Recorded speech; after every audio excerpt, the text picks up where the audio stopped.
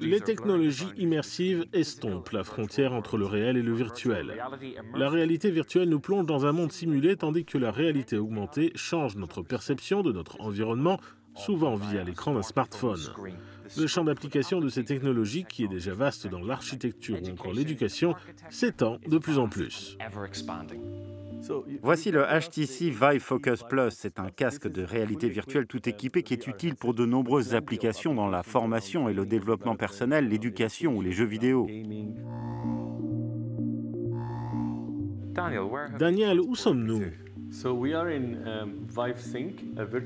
Nous sommes dans ViveSync, un environnement virtuel destiné aux réunions, aux présentations et aux démonstrations. Je peux intégrer un élément différent dans cet espace de réunion. Il peut s'agir d'une présentation PowerPoint ou d'une vidéo, voire d'un modèle 3D.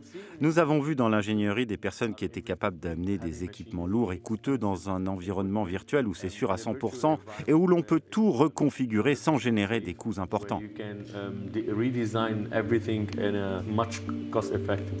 Le consultant Steve Bambury travaille sur l'utilisation de la réalité virtuelle dans l'éducation ici à Dubaï. Il y avait un intérêt et une opportunité d'intégrer la réalité virtuelle pour enrichir l'apprentissage. Par exemple, en utilisant des applications comme Tilt Brush de Google qui permet de réaliser des œuvres impossibles, comme peindre avec le feu, en plongeant les élèves à l'intérieur du corps humain pour leur faire découvrir la biologie de l'intérieur, ou encore en les faisant voyager dans le temps pour leur apprendre l'histoire. On est capable d'abattre les murs des classes et d'emmener les enfants partout dans le monde. C'est du spatial computing, de l'informatique multidimensionnelle.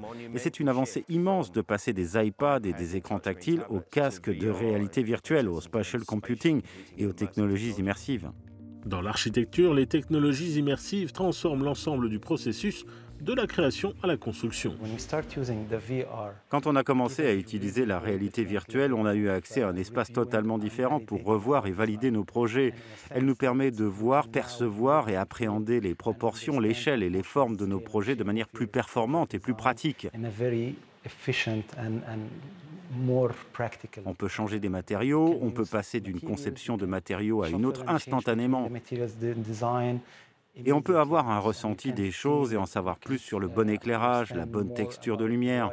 On peut aussi passer en mode blanc, ce qui est très intéressant pour les architectes parce que comme ça, ils peuvent se concentrer uniquement sur le design, les formes et les géométries plutôt que sur les finitions et les matériaux. Quand on observe la transformation numérique dans la construction, grâce à des outils comme la réalité virtuelle, pour concevoir des bâtiments et des modélisations des informations du bâtiment, c'est en fait le jumeau numérique du produit final qui est construit. Alors que fait-on avec ça? Étage par étage, voici votre ressource numérique. C'est le modèle d'un bâtiment qu'on ne peut découper que dans l'environnement virtuel. On peut empiler les étages, faire des coupes comme on veut, et on peut extraire tout type d'informations sur un étage en particulier à n'importe quelle étape du projet. Le système est mis à jour en temps réel. Là, on peut voir les différents équipements de climatisation et de chauffage.